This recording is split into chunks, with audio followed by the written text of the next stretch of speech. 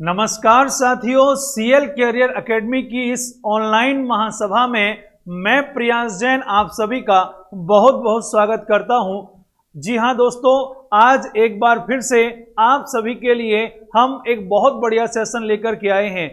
GS का एक बहुत बढ़िया सेशन। इसमें हम आपको कराने वाले हैं मिसलेनियस का पोर्शन। जी हां, मिसलेनियस जिसे हिंदी में हम विविध कहा करते हैं। और हर एग्जाम में आपका कोई भी एग्जाम हो, रेलवे, एनटीपीसी या फिर आपका एसएससी का एग्जाम हो, या आप आरएएस दे लीजिए, पीसीएस दे लीजिए, या एससीएस का एग्जाम दें, और यूपीएससी में भी प्यारे विद्यार्थियों यहां से प्रश्न पूछे जाते हैं। जीएस में 30% जो क्वेश्चन है वो आपके विविध से पूछे जाते हैं। कौन सा ऊंचा, कौन सा लंबा, कौन सा सबसे बड़ा, या कौन सा प्रसिद्ध खेल है, इस खेल में कितने खिलाड़ी होते हैं, ये सारी चीजें पूछी जाती हैं। और हम डायरेक्टली पढ़ते रहते हैं और विविध वाले पोर्शन को छोड़ देते हैं। इसमें सबसे बड़ी गलती ये होती है 30% के मार्क्स को हम छोड़ करके आगे बढ़ जाते हैं, जो कि कभी चेंज होने ही नहीं है। और उसको अगर आपने एक बार पढ़ लिया, सीधे सीधे फैक्ट है, थोड़ा सा समझ लीजिए, याद हो जाएंगे, आपके नंबर 30% कंफर्म हो जाएंगे। तो देर किस बात की है, और आइए हमारे साथ इस सेशन को पढ़िए। सेशन को पढ़ने से पहले थोड़ी सी मैं आपको जानकारी देना चाहता हूं। आप हमसे बहुत सारे प्लेटफॉर्म्स हैं हमारे ऑनलाइन, उनसे जुड़ सकते हैं। आप सीएल कैरियर एकेडमी की प्ले स्टोर से जाकर के ई लर्निंग ऐप को डाउनलोड कर लीजिए। वहां से आपको हमारे सभी लाइव वीडियोस मिल जाएंगे। वहां पर हमारे सारे कोर्सेज वहां दिए हुए हैं। कुछ आपको फ्री वीडियोस मिलेंगे और कुछ पेड कोर्सेज हैं। बहुत ही नॉमिनल चार्जेस पर आपको बहुत अच्छे बढ़िया कोर्सेज मिलने वाले हैं। हर एग्जाम की तरह तैयारी वहां पर करा रहे हैं हम, और सारे नोट्स भी वहां पर अवेलेबल हैं। तो प्यारे विद्यार्थियों, ये जो मैं आज की क्लास ले रहा हूं, इसके भी नोट्स यदि आपको चाहिए तो सीएल कैरियर एकेडमी की ई लर्निंग ऐप डाउनलोड कीजिए और वहां से ये नोट्स भी आप प्राप्त कर सकते हैं। तो सारी चीजें आपको हमारे खुद के बनाए हुए नोट्स, जिनसे हमने तैयारी की और हमारा सिलेक्शन हुआ। जी हां, मैं अपने बारे में कभी आपको और बताऊंगा, बस थोड़ा सा इतना जान लीजिए कि आपके सामने एक सिलेक्टेड बंदा खड़ा हुआ है और वो अपनी स्ट्रेटजी से आपको तैयारी कराने वाला है। तो सारा मटेरियल आपको मिलेगा। आप हमसे YouTube चैनल के माध्यम से जुड़ सकते हैं। वहां पर YouTube चैनल पर सीएल कैरियर एकेडमी डालेंगे आप, और आपको हमारे बहुत सारे वीडियोस मिल जाएंगे, लाइव वीडियोस भी, डेली क्लासेस मिल जाएंगी। आप फेसबुक पेज से भी हमसे जुड़ सकते हैं, सीएल कैरियर एकेडमी करके आप फेसबुक पे भी सर्च कर सकते हैं, और हमारे हमारा जो ग्रुप है उसको ज्वाइन कर लीजिए। उस पर सारी चीजें आपको मिलती रहेंगी। पेज पर आइए, लाइक कीजिए, और डेली के वीडियोस जो हैं वो आपको मिल जाएंगे। चलिए, टेलीग्राम से भी जुड़ सकते हैं। बहुत सारे माध्यम है दोस्तों, आपको चिंता नहीं करनी। हम आपको घर बैठे हर एग्जाम की तैयारी कराने वाले हैं। चलिए, आज का ये सेशन शुरू करते हैं, जिसका नाम है परंपरागत ज्ञान। क्या नाम है? जी हाँ दोस्तों, परंपरागत ज्ञान। और परंपरागत ज्ञान का ये हमारा सेशन अब शुरू होता है। और अब हम सबसे पहले प्रश्न की ओर बढ़ते हैं। सबसे पहला प्रश्न है दोस्तों हमारे सामने, गिद्दा किस राज्य का लोक नृत्य है? गिद्दा आप सभी को याद होगा, हमारे भारत में एक बहुत ही प्यारा सा प्रांत है, और बहुत ही प्यारे से जिस प्रांत के लोग बड़े मस्ती वाले होते हैं, और उसका नाम है पंजाब। पंजाब प्रांत का ये लोक नृत्य है प्यारे विद्यार्थियों, जिसका नाम है गिद्दा। गिद्दा के साथ आप बताइए और कौन सा नृत्य है जो यहां पर लोक नृत्य के रूप में प्रसिद्ध है पंजाब के? तो पंजाब का एक और लोक नृत्य है प्यारे विद्यार्थियों, गिद्दा, और गिद्दा के साथ भांगड़ा। कौन सा नृत्य है? भांगड़ा। अरे भांगड़ा कहां का फेमस है? तो भांगड़ा पंजाब का फेमस है। गिद्दा कहां का है? गिद्दा भी पंजाब का फेमस है। चलिए, तो ये अपने को यहां से याद कर लेना है, गिद्दा भांगड़ा, गिद्दा भांगड़ा, गिद्दा भांगड़ा कहां का होगा? पंजाब का होगा। बड़े फिर आगे अगले प्रश्न की ओर। और अगला प्रश्न आपके सामने है। यहां पर व्यक्तियों की सूची और गतिविधियों के बारे में दिया गया है। कौन किससे जुड़ा हुआ है, ये थोड़ा सा आपको बताना है। ठीक है, हो सकता है आप में से ये चीजें आपने नहीं सुनी हो, या इनमें से किन्हीं व्यक्ति को आप जानते हो, तब भी आप इनको जरा देखिए। और ये बड़े फेमस पर्सनालिटी हैं, आप नहीं जानते हो तो कोई बात नहीं, आज जान लीजिए। लिखा हुआ है जीव मिल्खा सिंह, जगदीश खट्टर, स्वप्न सुंदरी, राजा रवि वर्मा। अब सामने दिया हुआ है, आपको मिलान करना है। देखिए, पहले तो आप ऑप्शन बताइए, कोई ऑप्शन अगर यदि आपको आ रहा हो, कोई भी इनमें से ऐसा लग रहा हो कि हाँ ये हमारा आंसर सही है, या फिर भी जय माता दी ए बी सी डी जो भी हो, अगर ये भी आपको ट्रिक लगानी तो लगा लीजिए, एग्जाम पास करना है। देखिए बता देता हूं, जीव मिल्खा सिंह जी जो हैं, ये जीव मिल्खा सिंह जी हमारे जो मिल्खा सिंह हैं और मिल्खा सिंह जी के पुत्र हैं जी मिल्खा सिंह, ये गोल्फ खेलते हैं और बड़े अपन आगे। इसके बाद जगदीश खट्टर जी जो मारुति सुजुकी कंपनी के सीएमडी रह चुके हैं, तो ये ऑटोमोबाइल से जुड़े हुए हैं। स्वप्न सुंदरी, प्यारे विद्यार्थियों, स्वप्न सुंदरी जो हैं ये नृत्यांगना है, नृत्य करती हैं और ये भरतनाट्यम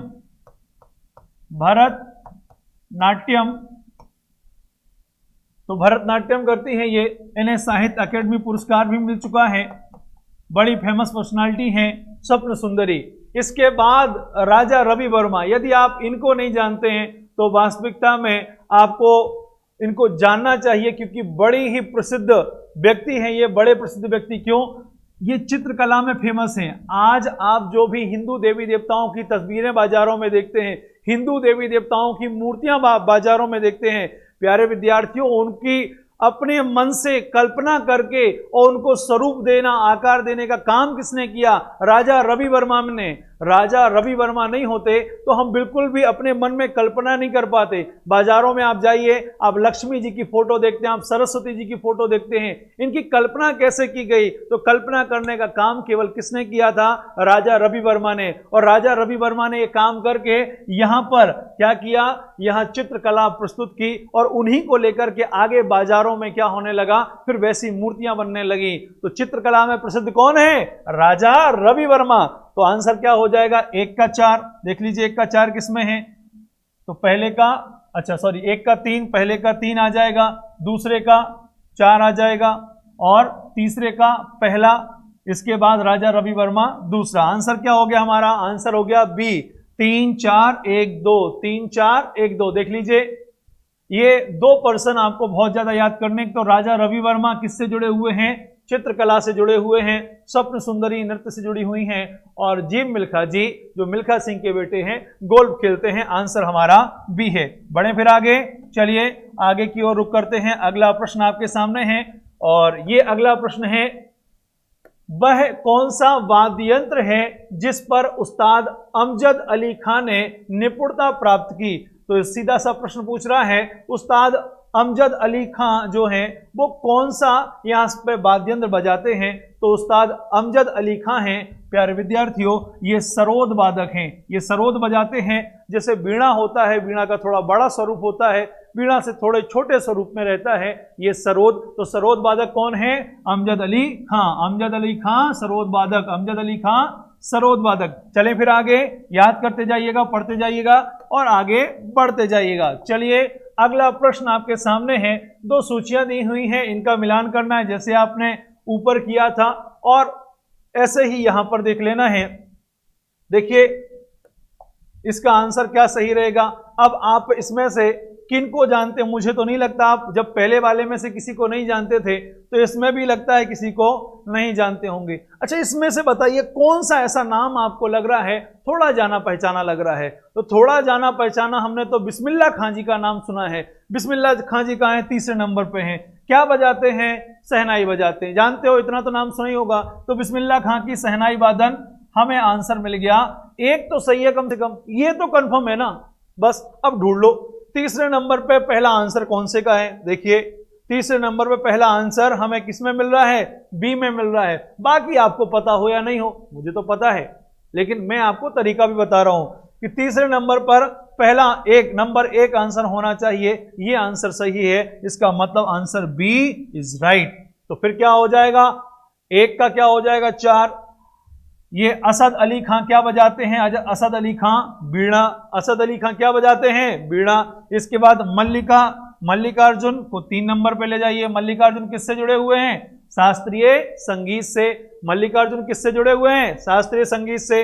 उसके बाद 1 नंबर बता दिया बिस्मिल्लाह खां जी शहनाई और टी.एन. कृष्णन। प्यारे विद्यार्थियों टी.एन. कृष्णन यहाँ पर वायलिन से जुड़े हुए हैं। तो ये थोड़ा सा आपको ध्यान रखना है।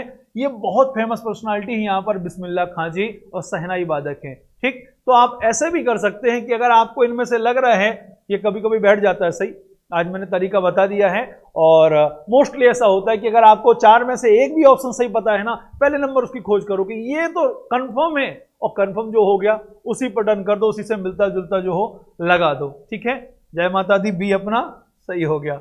चलिए आगे बढ़ते हैं, थोड़ा पढ़िए, जय माता दी तो करना ही है अपने को, इसके अलावा पढ़ना लिखना भी है, पढ़ेंगे तभी सक्सेस होंगे।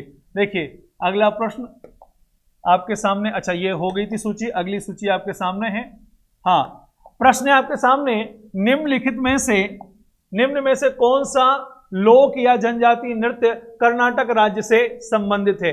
कौन सा संबंधित है? आपको पता हो तो कमेंट कीजिए, नहीं पता हो तो मैं बताता हूं, ठीक है। तो ये है यक्षगान, प्यारे विद्यार्थियों यक्षगान है, और यक्षगान कर्नाटक राज्य का एक जनजातीय नृत्य है।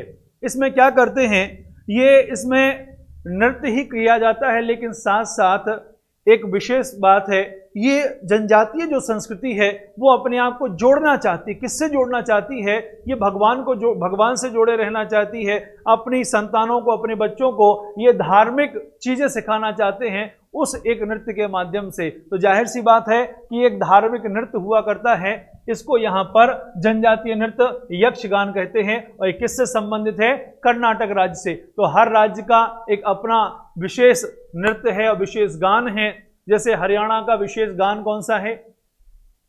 बहुत सुनते हैं आप सपना चौधरी को, है, बहुत प्रोग्राम आपने देखे होंगे और बहुत यूट्यूब पे बैठे बैठे देखते रहते हैं, सुनते रहते हैं, बहुत फेमस गाने हैं उसके। आपने सुना होगा रागनी, रागनी कहाँ का है? रागनी हरियाणा का है। हरियाणा का एक और लोक नृत्य है फेमस, तो लोक नृत्य फेमस है हरियाणा का, जिसका नाम है सांग। तो हरियाणा का अगर लोक नृत्य की बात की जाए तो सांग है, और लोक गीत की बात की जाए तो रागनी है। ऐसे ही अगर हम बात कर लें लोक नृत्य की, तो राजस्थान का क्या हो जाएगा? पंजाब का मैंने पहले क्वेश्चन बता दिया आपको, तो पंजाब में क्या था? गिद्दा और भांगड़ा। तो गिद्दा और भांगड़ा किसमें थे? गिद्दा और भांगड़ा आपके प्यारे विद्यार्थियों वो थे पंजाब राज्य में। और यहां अगर राजस्थान से पूछ ले तो फिर क्या होगा? राजस्थान का क्या होगा? राजस्थान का प्रसिद्ध नृत्य कौन सा है? एक मूवी आई थी पद्मावती, और बहुत सुंदर डांस किया था उसमें दीपिका पादुकोण ने, घूमर। याद कीजिए जरा, पिक्चर देख लेते हैं और निकल जाते हैं, कुछ सीखा भी कीजिए उनसे।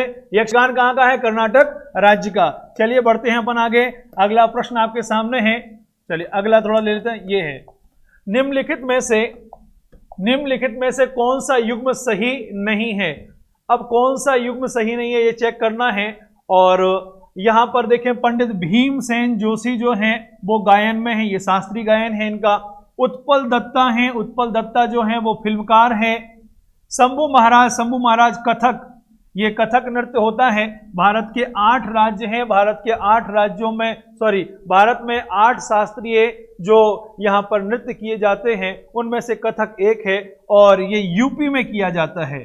तो यूपी राज्य का है, उत्तर प्रदेश का है कथक, ठीक है। पहले अपन इसकी बात करते हैं, फिर थोड़ा सा आगे और बताने वाला हूं आपको। अमीर खुसरो, अरे अमीर खुसरो तो सल्तनत काल के, और सल्तनत काल के अमीर खुसरो हैं, ये सितार वादक थे, सितार बजाया करते थे अमीर खुसरो। तो जो यहां सरोद वादक है, सरोद वादक अभी अपन ने 2 प्रश्न पहले देखा था, अमजद अली खां, ठीक है। तो सरोद वादक तो वो थे। सितार कौन बजाता था?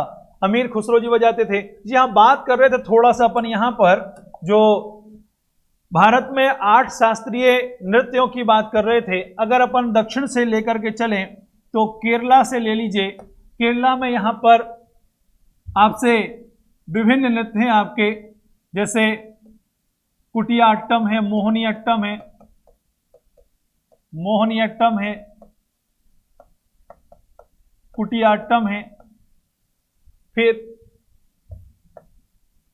और भी ले लीजिए जैसे भरतनाट्यम है। फिर इसके बाद अगर अपन आगे बढ़े तो आंध्र प्रदेश में बढ़ते हैं। आंध्र प्रदेश में कुचिपुड़ी है।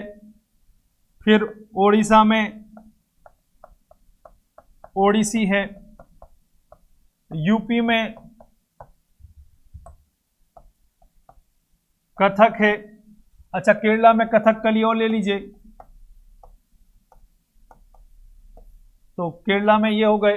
फिर उसके बाद तमिलनाडु में भरतनाट्यम बता ही दिया, 3, 4, 5, 6 और 7 कथक। और इसके बाद अपन चलते हैं मणिपुर में, तो मणिपुर का हो जाएगा आपके सामने प्यारे विद्यार्थियों मणिपुरी। देख लीजिए, सबसे पहले साउथ से चलेंगे। साउथ में 2 स्टेट हैं, एक तरफ है केरला, एक तरफ है तमिलनाडु। केरला में कितने हो गए? तो केरला में प्यारे विद्यार्थियों 3 हो गए। कौन कौन से?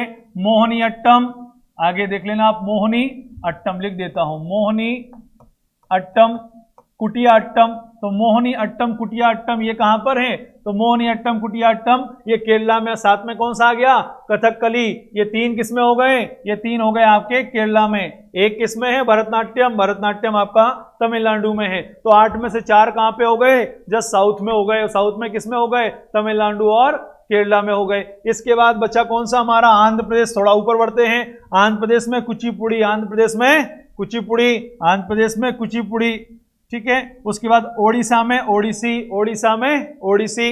फिर यूपी में कथक, यूपी में कथक, यूपी में कथक। और उसके बाद मणिपुर से मणिपुरी, तो मणिपुर से मणिपुरी हमें मिल जाता है। इस तरीके से 8 राज्यों में 8 ये हमें, सॉरी यहाँ पे कुछ राज्यों में ही 8 हमें नृत्य मिल जाते हैं। 1 2 3 4 5 6 राज्यों में हमें ये 8 नृत्य, जिनको शास्त्रीय नृत्य कहा जाता है, तो ये शास्त्रीय नृत्य देखने को मिलते हैं। ठीक है, ये आपको जो बता दिया है, इसी से आगे आपको प्रश्न बनने वाले हैं। अगर आप स्क्रीनशॉट लेना चाहें तो ले लीजिए। वैसे आपकी बुक्स में सब चीजें लिखी हुई हैं, याद नहीं करते, यही आलस है और यही आपके लिए दुखदाई है। भोगो, फिर क्या करना है।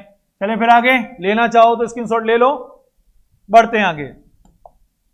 चलिए, अगला प्रश्न आपके सामने, नृत्य के मोहिनी अट्टम रूप का विकास कहां पर हुआ? देखिए, अब भी बताया हुआ है मोहिनी अट्टम कहां पर था, याद करो। अब पीछे मत जाना, याद करो। एक राज्य में 3 थे, एक राज्य में 3 नृत्य थे। कौन सा राज्य था वो? केरला। केरला में कौन कौन से थे? मोहिनी अट्टम, कुटिया अट्टम, अरे मोहिनी अट्टम था, कुटिया अट्टम था और कथकली था, ये केरला में। ठीक, तो इस तरीके से आपको याद कर लेना है। मोहिनी अट्टम किस राज्य का है? मोहिनी अट्टम केरल राज्य का है। मोहिनी अट्टम केरल राज्य में है। आगे बढ़े क्या? चलिए, अगला प्रश्न आपके सामने है।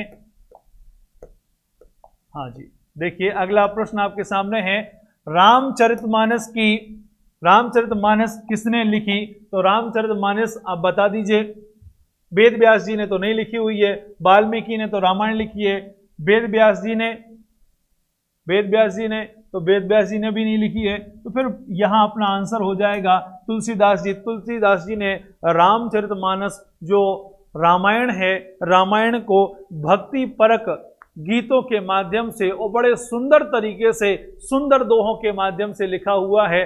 और ये वाकई में तुलसीदास जी का जीवन भी आप पढ़ेंगे, बहुत सुंदर और बहुत अच्छा जीवन इनका माना जाता है। और बड़े भक्ति भाव से जो मन में होता है वो कहते हैं, लिखते हैं। बड़ा सरल जीवन था, शानदार भक्ति परक ये रामचरितमानस इन्होंने लिखी हुई है। ऐसी ऐसी बातें लिखी, उसमें बड़ा आनंद आता है जीवन को पढ़ करके।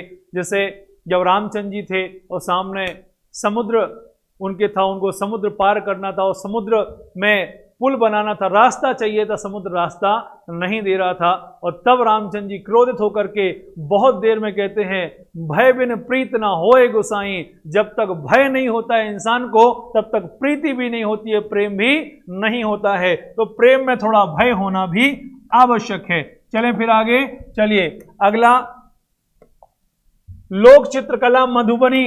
जी हाँ, लोक चित्रकला मधुबनी किस राज्य से में लोकप्रिय है? तो पहली बात, थोड़ा सा अगर यदि आपको पता है ये कि मधुबन किस राज्य में है, तो मधुबन बिहार राज्य में है और वहीं की ये चित्रकला है मधुबनी। जी हाँ, मधुबनी जो है वह लोक चित्रकला है बिहार राज्य की। पहले इसको रंगोली के माध्यम से महिलाएं जो अपने दरवाजे पर रंगोली बनाती थी, उसमें चित्र बनाया करती थी। आगे चल करके धीरे धीरे क्या हुआ, पुरुषों ने ये उनसे सीख ली और सीख करके फिर वो कपड़ों पर, वस्त्रों पर भी ये आ गई। और इस तरीके से बिहार राज्य में फेमस है मधुबनी चित्रकला। आगे बढ़ते हैं हम। अगला नाम आ गया फिर आपके सामने, पंडित भीमसेन जोशी के क्रियाकलाप का क्षेत्र क्या है? बताइए विद्यार्थियों, क्या होना चाहिए? स्टार्टिंग में पहले बता दिया था, दूसरा प्रश्न था शायद। और पंडित भीमसेन जोशी जो थे वो शास्त्रीय संगीत, तो पंडित भीमसेन जोशी शास्त्रीय संगीत, बहुत नाम है इनका प्यारे विद्यार्थियों, अच्छे से पढ़ना इनको। पंडित भीमसेन जोशी शास्त्रीय संगीत में फेमस हुए। चलें फिर आगे। चलिए आगे बढ़ते हैं और अगला प्रश्न देखते हैं। अगला प्रश्न है रेड क्रॉस के संस्थापक कौन थे? तो रेड क्रॉस के संस्थापक जीन हेनरी ड्यूनेंट थे। जीन हेनरी ड्यूनेंट ने ये जो रेड क्रॉस की स्थापना की, इसका मुख्यालय जेनेवा में है, स्विट्जरलैंड में। जेनेवा स्विट्जरलैंड में इसका मुख्यालय है। बेसिकली ये रेड क्रॉस है, ये करता क्या है? मुख्यतः इसका क्षेत्र चिकित्सा का है और मदद करने का है। रेड क्रॉस में जो लोग शामिल होते हैं और इसकी सदस्यता ग्रहण करते हैं, ये लोग बेसिकली ये देखते हैं कोई व्यक्ति परेशान तो नहीं, किसी को घाव हो गए हैं, मुख्यतया युद्धों को देख करके, युद्धों से प्रेरित होकर के, युद्ध हो रहे हैं, लोगों को लग रहे हैं, लोगों को घाव हो रहे हैं, बड़े बड़े क्षतिग्रस्त हो रहे हैं, उनकी सेवा करने के लिए एक व्यक्ति यहाँ पड़ा हुआ है, एक व्यक्ति वहाँ पड़ा हुआ है, उन लोगों को सुरक्षित स्थान पर ले जाना, उनकी सेवा करना, उनकी सेवा करके और उनको मेडिकल फैसिलिटी उपलब्ध कराना, ये सारा काम किसका था? इस संस्था का, रेड क्रॉस संस्था का था। इसको अभी तक 3 शांति नोबेल पुरस्कार भी मिल चुके हैं और 8 मई को हम इसका क्या मनाते हैं? रेड क्रॉस डे भी मनाते हैं। तो प्यारे विद्यार्थियों, ये सारी बातें आपको याद रखनी है। बहुत महत्वपूर्ण संस्था है ये, न सिर्फ भारत के लिए, विश्व के लिए महत्वपूर्ण है। अगला प्रश्न हमारे सामने है, इंडियन वॉर ऑफ इंडिपेंडेंस 1857 के लेखक कौन हैं? तो ये पुस्तक मैंने आपको 2 दिन पहले के सेशन में बताई थी विद्यार्थियों। 2 दिन पहले के सेशन में हमने बात की थी भारत के क्रांतिकारी वीर, और भारत के क्रांतिकारी वीर जो सेशन हुआ था उसमें हमने इस प्रश्न को लिया था। काफी प्रश्न पढ़े थे इनसे। ये व्यक्ति हैं बी.डी. सावरकर जी। जी हाँ, बी.डी. सावरकर जी जो हैं, इनसे इनकी एक किताब थी 1870 इंडिपेंडेंस वॉर ऑफ 1857 की, और ये कहाँ लिखी गई थी बताया था, ब्रिटेन में जाकर के छुप करके उन्होंने लिखी थी। उनकी लाइब्रेरियों से जाकर के गुप्त सूचनाएं निकाल करके फिर ये लिखा गया था। ठीक है, तो ये किताब बहुत महत्वपूर्ण है, याद रखिएगा इसको। आगे बढ़ते हैं हम। अगला प्रश्न आपके सामने, पुस्तक मिडनाइट चिल्ड्रन किसने लिखी? तो मिडनाइट चिल्ड्रन किसकी है? तो ये है सलमान रश्दी की। सलमान रश्दी की ये किताब है प्यारे विद्यार्थियों, और इसमें बहुत अच्छा जादुई यथार्थवाद के विषय में बताया गया है। जादुई यथार्थवाद के विषय में कथन किया गया है मिडनाइट चिल्ड्रन में। अब जादुई यथार्थवाद क्या होता है?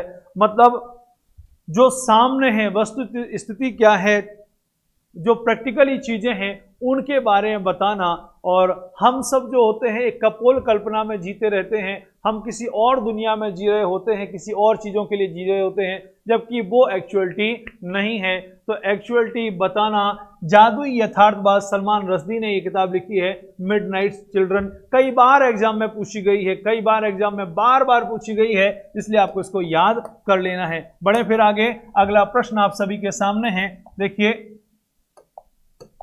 प्रसिद्ध काव्य गीत गोविंद के रचयिता, ओहो इतनी सुंदर किताब गीत गोविंदम। गीत गोविंदम की रचना 1163 में की गई थी। गीत गोविंदम की रचना जो है, बता दीजिए किसी को पता हो, इतनी फेमस है जिसकी कोई हद नहीं है, हर एग्जाम में पूछी गई, इंडिया के सारे एग्जाम्स में यह किताब पूछी गई है। बता दीजिए, थोड़ा सा भी आपको यदि आता हो तो गैस कीजिए, कोई भी। चलिए मैं बता देता हूं, राइट आंसर है जयदेव। गीत गोविंदम जो है वो जयदेव जी के द्वारा लिखी गई 1163 में। बंगाल में पहले था पाल वंश। पाल वंश के राजाओं का शासन खत्म हुआ तो इसके बाद आए यहाँ पर सेन वंश के राजा, और सेन वंश का शासन चला। देखिए, सेन वंश को तो दुनिया में कोई नहीं जान रहा है, मतलब सेन वंश की इतनी ख्याति नहीं हुई। सेन वंश के एक राजा थे जिनका नाम था लक्ष्मण सेन, और लक्ष्मण सेन के दरबार में उनके दरबारी कवि थे, दरबारी कवि का नाम था जयदेव। तो प्यारे विद्यार्थियों, जयदेव जो थे, जयदेव काफी प्रसिद्ध हुए। इन्होंने कृष्ण जी की लीलाओं पर एक किताब लिखी गीत गोविंदम, और उनमें लीलाओं का जैसे मानो सचित्र वर्णन कर दिया हो, इस कारण से ये किताब बहुत फेमस हुई। तो सेन वंश के राजा लक्ष्मण सेन के दरबारी कवि थे जयदेव, उन्होंने लिखी गीत गोविंदम। और गीत गोविंदम में क्या है, तो कृष्ण की बाल लीलाओं का सुंदर चरित्र चित्रण किया गया है। बिल्कुल जीवंत किताब लगती है, याद कर लीजिएगा, बहुत ज्यादा पूछी जाती है। 1163 लगभग ईस्वी में ये लिखी गई। और यहाँ पर कहां पर था ये राजवंश? तो ये राजवंश प्यारे विद्यार्थियों ये बंगाल के अंदर था। चलिए ठीक है, कब था? पाल वंश के बाद था। चले अपन आगे थोड़ा सा बढ़ते हैं। अगले प्रश्न की ओर। और अगला प्रश्न आप सभी के सामने है, निम्नलिखित में से कौन सी डॉक्टर हरिवंश राय बच्चन द्वारा लिखी गई पुस्तक है। अब हरिवंश राय बच्चन जी का नाम याद आते ही, नाम सुनते ही आपको एक उनकी कविता याद आनी चाहिए। क्या याद आई आपको वो कविता? मधुशाला। इतनी सुंदर रचना मधुशाला। तो मधुशाला जैसी सुंदर रचनाएं लिखने वाले ये डॉक्टर हरिवंश राय बच्चन जी, जो अमिताभ बच्चन के पिताजी हैं। अब इनमें से कौन सी उनकी रचना है देख लेते हैं। कामायनी तो नहीं है, कामायनी तो जयशंकर प्रसाद जी की है। ये रचना है इनकी प्रतीक्षा। और प्रतीक्षा ये लिखते हैं, बड़ी प्यारी सी कविता है, छोटी सी कविता है। और उसमें प्रियतमा या अपने प्रिय के आने के इंतजार में जो बैठे हुए हैं, उस प्रतीक्षा को लिख रहे हैं कि तुम्हारे आने की प्रतीक्षा ही इतनी प्यारी और पावन है, तो तुम्हारा आना कितना सुंदर होगा। और इन शब्दों से इसकी शुरुआत होती है। और आगे चल करके छोटी सी कविता, आपको टाइम लगेगा तो जरूर इंटरनेट पर सर्च कीजिए और पढ़िएगा, बड़ा अच्छा लगेगा आपको। ठीक है, तो यहां पर एक और कविता लिख लीजिए इनकी, मधुशाला, बड़ी प्रसिद्ध हुई है और कई बार एग्जाम्स में पूछी गई है। मधुशाला, प्रतीक्षा, ये दोनों किसकी हैं? तो दोनों यहाँ पे हरिवंश राय बच्चन जी की हैं। बढ़ते हैं हम अगले प्रश्न की ओर। और अगला प्रश्न देखते हैं प्यारे विद्यार्थियों, the God of small things, ये पुस्तक किसने लिखी? तो the God of small things की लेखिका यहाँ पे हैं अरुंधति रॉय। अरुंधति रॉय जो हैं, ये गॉड ऑफ स्मॉल थिंग्स ये पुस्तक इन्होंने लिखी हुई है। और ये काफी फेमस लेखिका हैं, समाज सुधारक हैं। और समाज की नई नई चीज़ों के लिए या समाज की बिगड़ती हुई अवस्था के लिए, समाज के लिए कोई नए चैलेंजेस आ रहे हैं, उनके लिए ये हमेशा अवगत कराती रहती हैं। Arundhati Roy, the God of small things. बढ़ते हैं अपन आगे अगले प्रश्न की ओर। और अगला प्रश्न आपके सामने है प्यारे विद्यार्थियों, देखिए, इनमें से कौन रामधारी सिंह दिनकर द्वारा रचित है? कौन सी है? तो रामधारी सिंह दिनकर द्वारा रचित कौन सी कविता है, जरा बता दीजिए। बहुत ही प्यारी सी रचना है उनकी, रश्मि रथी। रामधारी सिंह दिनकर, आज 23 सितंबर को उनका जन्म दिवस भी है। रामधारी सिंह दिनकर जी का जन्म बिहार में हुआ था और बिहार के बेगूसराय के ये थे। इनकी ऐसी प्यारी प्यारी कविताएं हैं, चाहे वो सत्ता हो, चाहे विपक्ष हो, चाहे देवी देवता हो, या फिर कोई पौराणिक कथा हो, या पौराणिक आख्यान या पौराणिक व्यक्ति हो, उन सभी के लिए इन्होंने लिखा हुआ है। और चूकते नहीं थे, अचूक लिखा करते थे। ये जो रश्मि रथी है प्यारे विद्यार्थियों, रश्मि रथी को यहाँ पर दिनकर जी के द्वारा लिखा गया है। इस रश्मि रथी में क्या है, आपने महाभारत में पढ़ा होगा, कर्ण के बारे में पढ़ा होगा।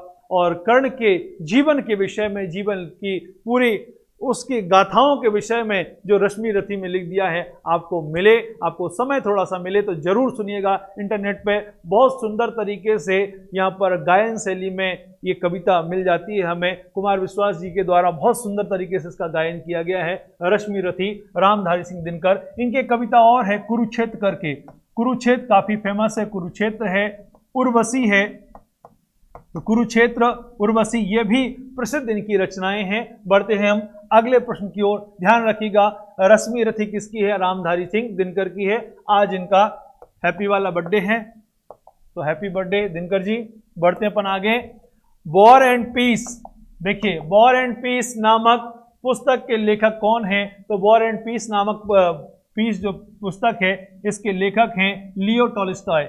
लियो टॉल्स्टॉय किसके लेखक हैं? तो वॉर एंड पीस के लेखक हैं। बहुत फेमस किताब है, इसको थोड़ा सा अपने को याद रखना है। बढ़ते हमारे अगले प्रश्न की ओर। जीने की कला, जीने की कला, आर्ट ऑफ लिविंग के प्रतिपादक कौन है? तो आर्ट ऑफ लिविंग के प्रतिपादक बताइए आप। बहुत सरल है, बहुत सिंपल है, बहुत ज्यादा फेमस है, इंडिया नहीं आउट ऑफ इंडिया भी बहुत ज्यादा फेमस है। ये श्री श्री रविशंकर, जानते होंगे आप, श्री श्री रविशंकर भारत के प्रसिद्ध प्रख्यात प्रवचनकार हैं और आर्ट ऑफ लिविंग के प्रणेता हैं। बहुत सारे स्कूल चल रहे हैं इनके और ये दुनिया में फेमस हैं। जीवन जीने की कला सिखाते हैं लोगों को, स्ट्रेस को मेंटेन कैसे करें। बड़े बड़े उद्योगपति, बड़े बड़े फिल्मकार, सभी लोग इनके पास, बिजनेसमैन जाकर के सलाह लेते हैं, इनसे पर्सनल ट्रीटमेंट लेते हैं कि स्ट्रेस बहुत ज्यादा होगा, कैसे मेंटेन करें। श्री श्री रविशंकर जीवन जीने की कला के प्रतिपादक हैं। आगे बढ़ते हैं हम हमारे अगले प्रश्न की ओर। और अगला प्रश्न है आपके सामने, हमारे राष्ट्रीय चिन्ह के नीचे आदर्श वाक्य क्या लिखा हुआ है? तो बताइए प्यारे विद्यार्थी, इनमें से क्या लिखा है? सत्यम शिवम सुंदरम, सत्यमेव जयते या जय हिंद। क्या लिखा हुआ है, कौन सा आदर्श वाक्य लिखा हुआ है, तो आदर्श वाक्य लिखा हुआ है सत्यमेव जयते। प्यारे विद्यार्थियों, सत्यमेव जयते ये लिखा हुआ है। अब इससे सबसे ज्यादा प्रश्न जो पूछा जाता है वो पूछा जाता है आपसे, सत्यमेव जयते कहां से लिया गया है, तो सत्यमेव जयते एक उपनिषद है हमारा जिसका नाम है मुंडकोपनिषद। एक उपनिषद है मुंडकोपनिषद, मुंडक उपनिषद। तो मुंडकोपनिषद नाम का एक उपनिषद है, उस उपनिषद से ये लिया गया है सत्यमेव जयते। अभी तक काफी बार एग्जाम्स में ये पूछा गया है। चलिए बढ़ते हैं हम आगे। मुंडकोपनिषद, मुंडकोपनिषद मैं फिर से लिख दूं क्या, अगर आप नहीं पढ़ पाए, अभी नहीं देख पाया हो तो मुंडकोपनिषद लिख लीजिए आप इसको अपनी कॉपी में। काफी बार पूछा जाता है मुंडकोपनिषद, सत्यमेव जयते कहां से लिया गया है, मुंडकोपनिषद से लिया गया है। बढ़े फिर अपन आगे, चलिए अगले प्रश्न की ओर। अगला प्रश्न है आप सभी के सामने, ये भी थोड़ी सी एक लास्ट प्रश्न है आप सभी के सामने और एक सारणी है, इसको थोड़ा सा देखना है। साउथ के ये लेखक हैं, राजा महाराजा भी इसमें विद्यमान है और उनके दरबार में दरबारी कवि भी हैं। इसको थोड़ा सा सारणी को हमें मिलाना है, ठीक है। यहां देख लीजिए, कन्नड़ में कविराज मार्ग की स्थापना, कविराज मार्ग किसने लिखी, तो कविराज मार्ग अमोघ वर्ष ने लिखी, ठीक है। आदि पुराण के रचयिता, आदि पुराण के रचयिता जो थे वो जिनसेन स्वामी थे, ये एक साधु थे, जैन साधु थे जिनसेन स्वामी। फिर गणिता सार संग्रह, ये थोड़ा सा मिसप्रिंट हो गया यहां पर, देखिए गणिता सार संग्रह, तो गणिता सार संग्रह के लेखक कौन थे, तो गणिता सार संग्रह के लेखक यहां पर महावीराचार्य थे। ऑप्शन क्या है, ऑप्शन आपका आ जाएगा यहां पर नंबर 1। तो गणिता सार संग्रह के लेखक कौन होंगे, महावीराचार्य, ठीक है। अमोघ वृत्ति किसने लिखी, अमोघ वृत्ति यहां पर सक्टायन ने लिखी। देख लीजिए, पहले का आंसर 3 है, पहले का आंसर 3 है, दूसरे का आंसर क्या होगा, दूसरे का आंसर 4 आ जाएगा, तीसरे का आंसर 1 और चौथे का आंसर 2, आंसर ए राइट हो जाएगा। थोड़ा सा बता दूं आपको यहाँ पर, ये जो आपको दिया गया है, राष्ट्रकूट राजवंश हुआ हमारे देश में। राष्ट्रकूट राजवंश दक्षिण भारत के राजवंशों में से एक प्रसिद्ध राजवंश था। इस राजवंश में यहाँ पर जो राजा अमोघ वर्ष थे, ये अमोघ वर्ष ने कविराज मार्ग की स्थापना की। ये ग्रंथ है। आदि पुराण भी जिनसेन स्वामी ने लिखा, ये जैन मुनि थे। गणिता सार संग्रह महावीराचार्य ने लिखा, ये भी एक जैन मुनि थे। और अमोघ वृत्ति सक्टायन ने लिखे, ये प्रसिद्ध लेखक थे। इस तरीके से आज का हमारा 21 जो क्वेश्चन रहे, ये सेशन हमारा चला। आपको कैसा लगा ये सेशन, जरूर कमेंट बॉक्स में कमेंट करके बताइए। और आप हमसे क्या चाहते हैं, आपको क्या लगता है कि हम किस विषय पे वीडियो बनाएं, ये भी आप कमेंट करके बताइए। आपकी और क्या इच्छा है, आपका आगे पेपर आने वाला है, चाहे वो दिल्ली पुलिस का हो, एनटीपीसी रेलवे का हो, या और भी कोई एग्जाम, जिस भी विषय पे आप हमसे वीडियो चाहते हैं, पर्टिकुलर किसी विषय पे वीडियो चाहते हैं, किसी स्टेट का कोई एग्जाम है उस पर आप हमसे वीडियो चाहते हैं, कोई भी इस प्रकार की आपकी इच्छा हो तो आप हमें कमेंट जरूर कर सकते हैं, बताइएगा। हम आपको पूरी तरीके से सहयोग करने का ये वचन यहाँ पर देते हैं, जितना हो सकेगा हम अपना बेस्ट आपको देंगे, ठीक है। तो आप हमसे जुड़े रहिए। मैंने जैसे ही आपको बताया, अच्छा इस वाले जो सेशन चला, इसकी आपको पीडीएफ जो है वो आपको सीएल कैरियर एकेडमी की ई लर्निंग ऐप पे मिल जाएगी, जो आप प्ले स्टोर से डाउनलोड करेंगे, वहां पर आज की ये पीडीएफ मिल जाएगी। तो आपको चिंता बिल्कुल भी नहीं करनी है। तो चलिए, पढ़ते रहिए, बढ़ते रहिए, खुद पढ़ें, अपनों को पढ़ाएं और इस तरीके से आप शीघ्र ही सफल हों। बहुत बहुत धन्यवाद।